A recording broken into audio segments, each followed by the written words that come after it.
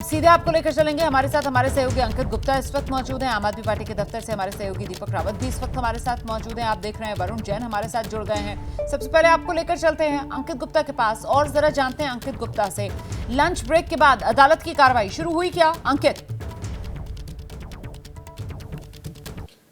जी नहीं रोमाना, अभी lunch break खत्म नहीं हुआ है। उम्मीद की जा रही है अगले 3 से 4 मिनट में जो है सुनवाई एक बार फिर से शुरू होगी और अब की से जो 2 बजे के बाद की जो सुनवाई है वो कमोवेश जो अरविंद केजरीवाल को अंतरिम जो जमानत जिसको लेकर के लगातार उनकी तरफ से मांग की जा रही है कि वो चुनाव प्रचार कर सके और एक तरीके से जो एक लेवल प्लेइंग फील्ड की लगातार जो दलील दी जा रही थी अरविंद केजरीवाल के वकील अभिषेक मनु सिंघवी की तरफ से, कमोवेश उसी के आधार पर वो जो सुनवाई शुरू होगी। और यहां पर ईडी ने लगातार विरोध करते हुए यही कहा है कि अरविंद केजरीवाल अगर एक राजनेता हैं तो ऐसे तो कई लोग हैं जो अपने अपने क्षेत्रों से जुड़े हुए हैं और आरोप पे जेल में बंद हैं, क्या उनको भी राहत दे दी जानी चाहिए? तो निश्चित तौर पर ईडी विरोध कर रही है। और अभी 2 बजे बाद की जो सुनवाई है उसमें महत्वपूर्ण क्या है? उसमें महत्वपूर्ण यह है कि जिस केस डायरी की बात जो सुप्रीम कोर्ट ने सुनवाई के दौरान अब से करीबन 1.5 घंटे पहले की थी, अब ईडी के अधिकारी वो लेकर के कोर्ट रूम में पहुंच चुके हैं और ईडी के वकील जो सॉलिसिटर जनरल है तुषार मेहता, वो उसी आधार पर अरविंद केजरीवाल को राहत क्यों नहीं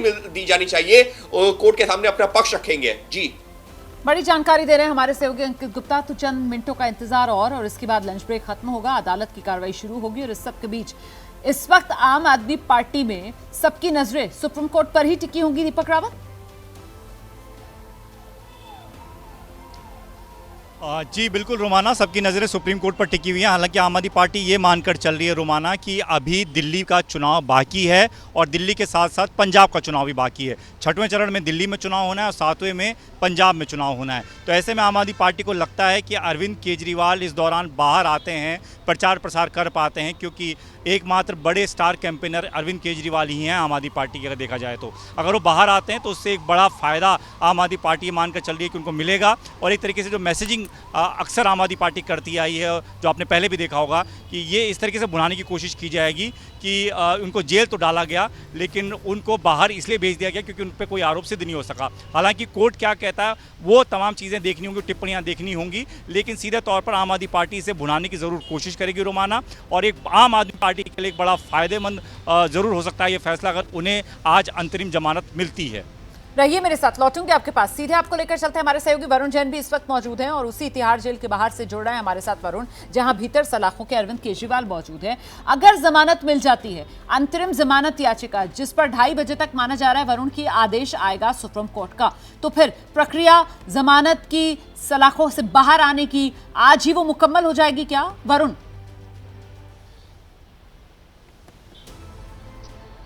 देखिए, एक लंबा प्रोसीजर होता है जिसपे समय लगता है। अगर हम ये कहें कि 2:30 बजे के आसपास सुप्रीम कोर्ट से अंतरिम राहत मिल जाती है तो वो जो जमानत का जो ऑर्डर है वो पहले राउज एवेन्यू कोर्ट पहुंचेगा।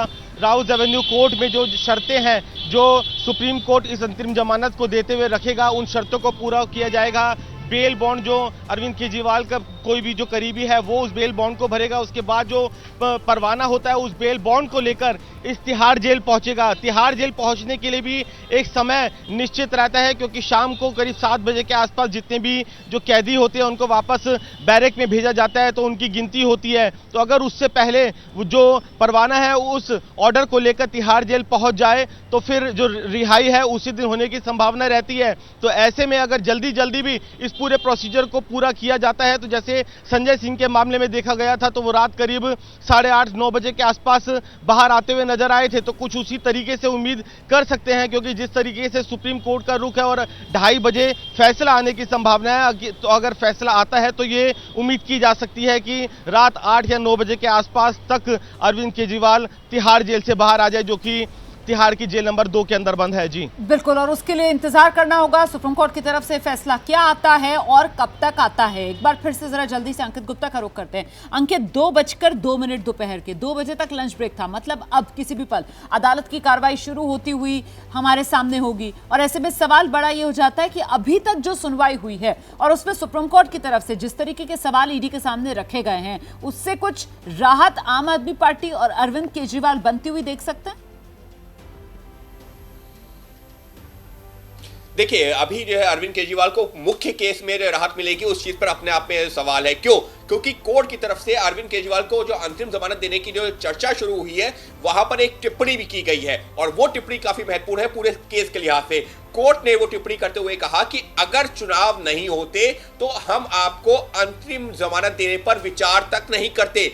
ये टिप्पणी कोर्ट की तरफ से की गई है और ये काफी महत्वपूर्ण है क्योंकि कोर्ट जो है यहां पर अरविंद केजरीवाल को राहत देने पर, जो अंतरिम राहत देने पर विचार कर रही है, हालांकि फैसला भी आना बाकी है, लेकिन जो विचार भी कर रही है वो सिर्फ इस वजह से क्योंकि वो एक राजनीतिक दल के एक बड़े राजनेता हैं जो कि चुनाव प्रचार कर सकते हैं, उनकी पार्टी को उसका चुनाव में फायदा मिल सकता है। और लगातार दलील क्या दी गई थी अभिषेक मनु सिंघवी की तरफ से, जो कि केजरीवाल के वकील हैं, उनका लगातार ये कहना था कि जैसी चुनावों की तारीखों का ऐलान किया गया, अरविंद केजरीवाल को गिरफ्तार कर लिया गया और वो लगातार एक शब्द का इस्तेमाल कर रहे थे, लेवल प्लेइंग फील्ड। लगातार निचली अदालत से लेकर हाई कोर्ट और सुप्रीम कोर्ट में उन्होंने लेवल प्लेइंग फील्ड की बात कही थी। तो संभवतः सुप्रीम कोर्ट जो ये सुनवाई आगे बढ़ा रही है अंतरिम जमानत पर, वो लेवल प्लेइंग फील्ड उस शब्द को ध्यान में रखते हुए कि उनको भी अधिकार मिलना चाहिए कि वो चुनाव प्रचार कर सके।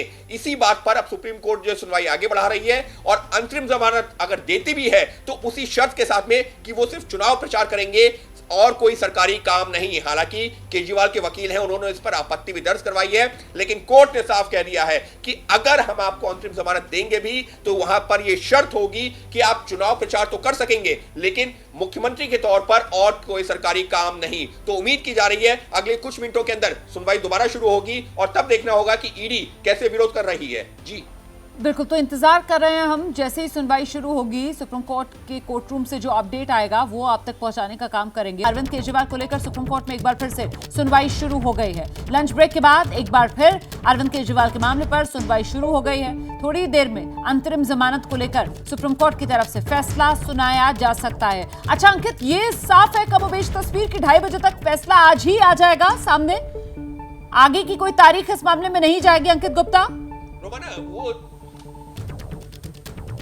रोमाना अभी वो कहना जल्दबाजी है, उसकी वजह क्या? देखिए 2:30 बजे तक ही आज ये बेंच बैठेगी और इसी वजह से उम्मीद ये की जा रही है क्योंकि 2:30 बजे तक इस मामले की सुनवाई हो रही है और सुप्रीम कोर्ट क्योंकि खुद जो है इस बात का जिक्र कर चुका है कि अंतरिम जमानत देने पर विचार कर सकते हैं। अमूमन अंतरिम जमानत का मतलब ये होता है कि आपको अगर एक पर्टिकुलर कॉज के लिए अंतरिम जमानत दी जा रही है और यहां पर जैसे कि चुनाव चल रहा है, चुनाव प्रचार जैसे जैसे अगर फैसला बाद में आएगा, 4 दिन बाद आता है, 6 दिन बाद आता है, तो अरविंद केजरीवाल को उस अंतरिम जमानत का बहुत ज्यादा फायदा नहीं मिलेगा। तो इस वजह से उम्मीद ये की जा रही है कि मुमकिन है कि आज 2:30 बजे, 3 बजे, 4 बजे तक सुप्रीम कोर्ट कोई फैसला दे दे क्योंकि जो सुनवाई है वो आज 2:30 बजे तक ही होगी। लेकिन श्योरिटी के तौर पर यानी कि 100% अभी ये नहीं कहा जा सकता कि 2:30 बजे फैसला आएगा ही, लेकिन एक उम्मीद जरूर अरविंद केजरीवाल के पक्ष के वकील ये उम्मीद कर रहे हैं कि सुप्रीम कोर्ट 2:30 बजे तक जो भी सुनवाई करे उसके आधार पर कम से कम एक अंतरिम आदेश दे दे जिसके आधार पर उनको ये क्लियर हो जाए कि राहत मिल रही है तो किन शर्तों के साथ में। जी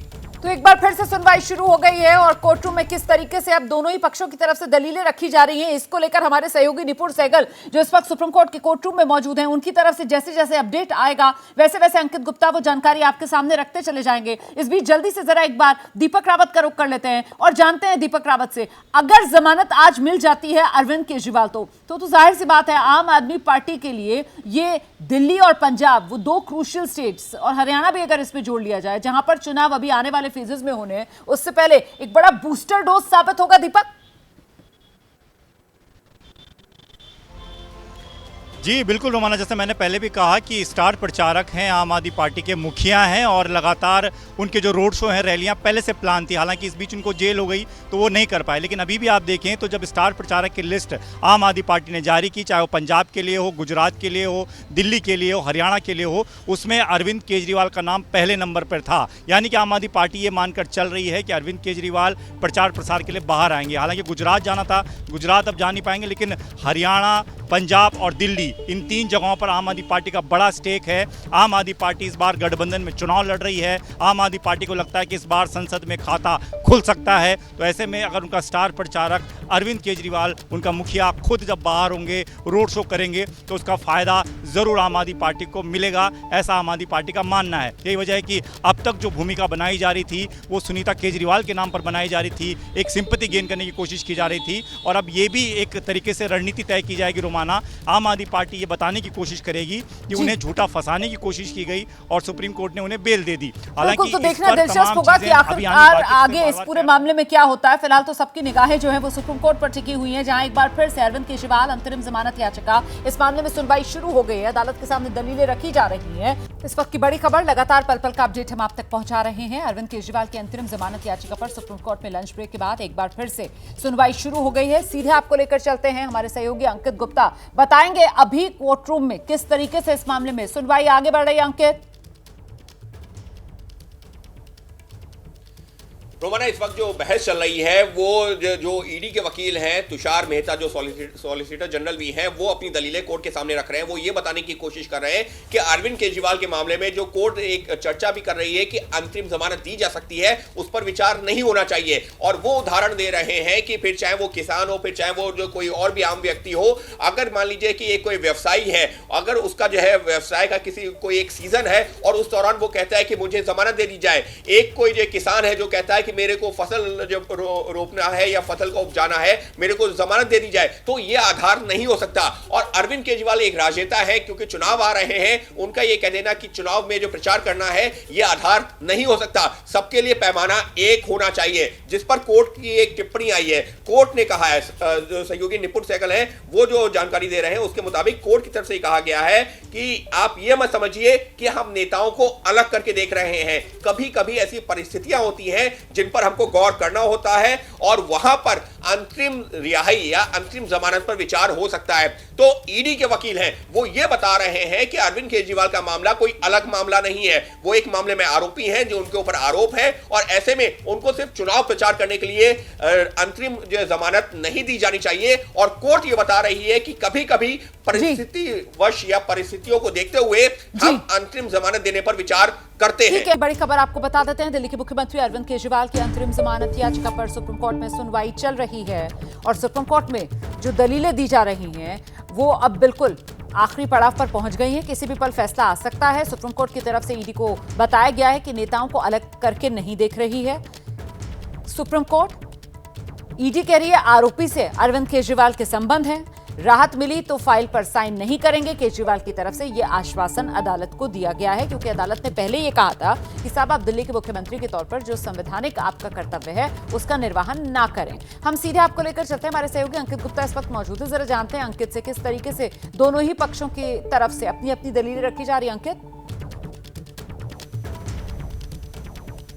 देखिए, यहां पर दो चीजें अहम हुई हैं अभी जो पिछला अपडेट हमने दिया था उसके बाद से। पहली चीज, अरविंद केजरीवाल की तरफ से जो पेश हो रहे वकील अभिषेक मनु सिंघवी है, उन्होंने कोर्ट को भरोसा दिलाया है कि अगर उनको राहत दी जाती है, अंतरिम जमानत दी जाती है, तो वो मुख्यमंत्री के तौर पर किसी फाइल पर काम या साइन नहीं करेंगे। यानी कि कोर्ट ने जो एक सशर्त जमानत, अंतरिम जमानत देने की जो एक शर्त रखी थी, उसको मानते हुए नजर आ रहे हैं अरविंद केजरीवाल कि ठीक है, सिर्फ चुनाव प्रचार करेंगे, बाकी मुख्यमंत्री के तौर पर कोई काम नहीं करेंगे। लेकिन दूसरी महत्वपूर्ण चीज जो ईडी के वकील अब बता रहे हैं कोर्ट को, विजय नायर जो इस पूरे मामले में, यानी कि जो कथित शराब घोटाला है जिसमें अरविंद केजरीवाल को भी गिरफ्तार किया गया है, उस मामले में एक प्रमुख आरोपी है, और उसके ऊपर आरोप यह है कि उसने जो पूरा घोटाले में एक अहम भूमिका निभाई है। तो अब ये जो ईडी के वकील हैं वो ये बता रहे हैं कि विजय नायर और अरविंद केजरीवाल का किस तरीके का संबंध था, और ये भी बता रहे हैं कि विजय नायर जो कि सरकार में किसी पद पे नहीं है, पार्टी में किसी एक अहम पद पे नहीं है, फिर भी वो जो है एक जो नीति बनाई गई है,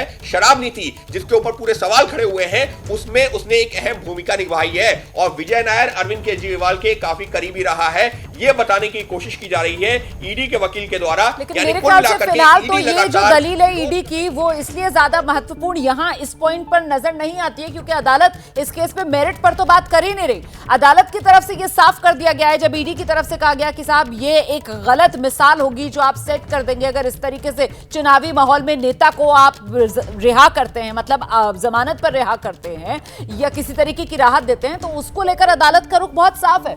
अदालत की तरफ से कहा जा रहा है है कि नेताओं को अलग करके नहीं देख रहे हैं, और सुप्रीम कोर्ट ये भी कह रहा है कि साहब खास जो हालात हैं, जो विशिष्ट परिस्थितियां होती हैं, उसके आधार पर अंतिम राहत देने पर विचार कर रहे हैं। ये सुप्रीम कोर्ट की तरफ से कहा जा रहा है। अंकित,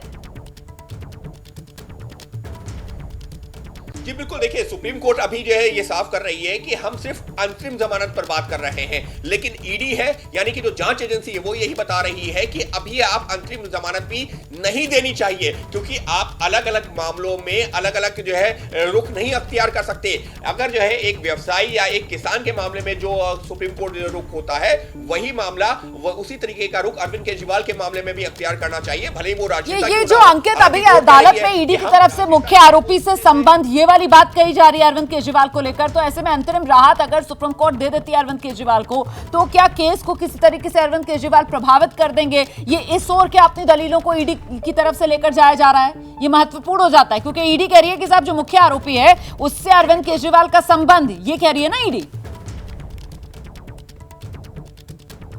जी बिल्कुल, यही कह रही है, और ये भी कह रही है कि अरविंद केजरीवाल बाहर आते हैं तो एक तरह से तथ्यों के साथ में, केस के सबूतों के साथ में छेड़छाड़ हो सकती है। ईडी कोर्ट को ये बताने की कोशिश कर रही है, और अरविंद केजरीवाल की भूमिका को लेकर के ईडी लगातार कोर्ट को बताने की कोशिश कर रही है कि उनका बाहर आना केस को कैसे प्रभावित कर सकता है। हालांकि कोर्ट का अभी जो पूरी ये जो समझ में आ रहा है कि जो कोर्ट का मंशा है वो ये है कि क्या एक राजनेता जो कि एक पार्टी के एक बड़े नेता है, जो चुनाव प्रचार करना चाहते हैं, उनको उससे रोका जाना चाहिए। जो लेवल फील्ड की लगातार बात कही जा रही है अरविंद केजरीवाल की तरफ से, क्या उसको सुना जाना चाहिए या नहीं सुना जाना चाहिए। लेकिन यहां पर दो दलीलें हैं। पहली, अरविंद केजरीवाल की ये कहते हुए कि मुझे चुनाव प्रचार करने की इजाजत दी जाए, क्योंकि चुनाव जो है चल रहा है और उससे मेरी पार्टी को नुकसान हो रहा है। लेवल प्लेइंग फील्ड की बात की जा रही है। लेकिन ईडी जो जांच एजेंसी है वो यही कह रही है कि अंतरिम जमानत नहीं दी जानी चाहिए, क्योंकि इससे केस प्रभावित हो सकता है और अलग अलग मामलों में तो कहीं ना कहीं सुप्रीम कोर्ट ने ये पूरा का पूरा अंतरिम जमानत याचिका पर सुनवाई का मामला,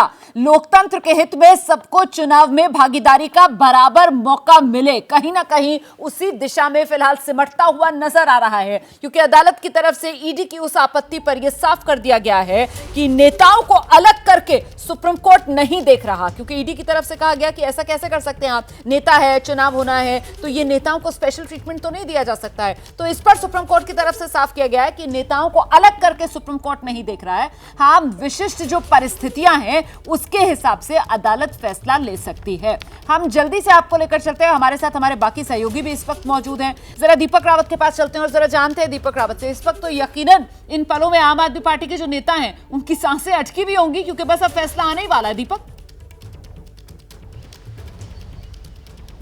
जी बिल्कुल, सबकी सांसें अटकी हुई हैं और सब लोग बड़ी उम्मीद लगाए बैठे हैं कि आज शायद दिल्ली के मुख्यमंत्री अरविंद केजरीवाल जमानत पर बाहर भी आ जाएं। लेकिन इस बीच एक बात पर गौर करना होगा रोमाना, क्योंकि सीधे तौर पर यह भी कहा गया है कि कोई फाइल साइन नहीं कर सकते। तो अरविंद केजरीवाल की जहाँ तक बात है, वो सिर्फ एक पार्टी के मुखिया नहीं बल्कि दिल्ली के मुख्यमंत्री भी हैं, और आम आदमी पार्टी लगातार ये कह रही है कि वो जेल से सरकार चलाने की कोशिश कर रहे हैं। लेकिन जब वो जमानत पर होंगे और कोई फाइल साइन नहीं कर पाएंगे, तो ऐसे में दिल्ली की सरकार का कामकाज पर भी असर पड़ेगा। क्योंकि सीधे तौर पर जो मंत्री कह रहे थे वो ये कह रहे थे कि एलजी उनकी सुन नहीं रहे हैं, वो जो फाइल भेजते हैं एलजी उसको अप्रूव नहीं करते हैं, ये कहकर कि अरविंद केजरीवाल की तरफ से जब तक फाइल नहीं आएगी उस फाइल पर वो कैसे काम कर सकते हैं। दिल्ली में मेयर का चुनाव इस वजह से नहीं हो पाया है। तो अब आम आदमी पार्टी ये मानकर चल रही थी कि अंतरिम जमानत पर अगर अरविंद केजरीवाल बाहर आते हैं तो जो फाइलें अटकी हुई थी उन फाइलों पर अरविंद केजरीवाल अगर साइन कर देते हैं तो कामकाज हो जाएगा। तो ये बताने का एक मैसेजिंग की कोशिश की जाएगी कि दिल्ली में सरकार भी काम कर रही है। दीपक रहिए मेरे साथ में, लौटूंगी आपके पास। वरुण जैन का रुख करते हैं। वरुण, सलाखों के पीछे यहाँ तिहाड़ के बाहर आप मौजूद हैं, भीतर अरविंद केजरीवाल हैं,